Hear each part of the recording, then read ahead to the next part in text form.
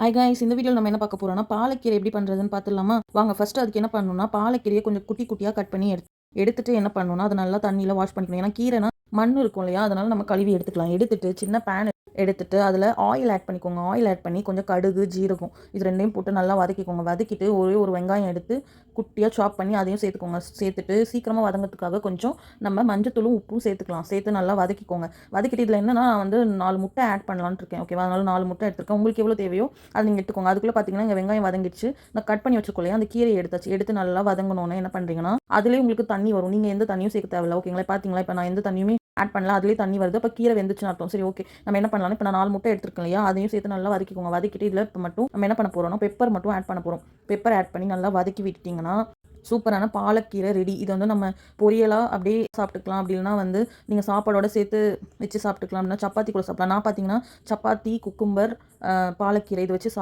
சாப்பிட்டு என்னோட டின்னரை முடிச்சிட்டேன். இந்த மாதிரி வீடியோஸ் உங்களுக்கு பிடிச்சிருந்தா சேனலை சப்ஸ்கிரைப் பண்ணி சப்போர்ட் பண்ணுங்கள். தேங்க்ஸ் ஃபார் வாட்சிங்.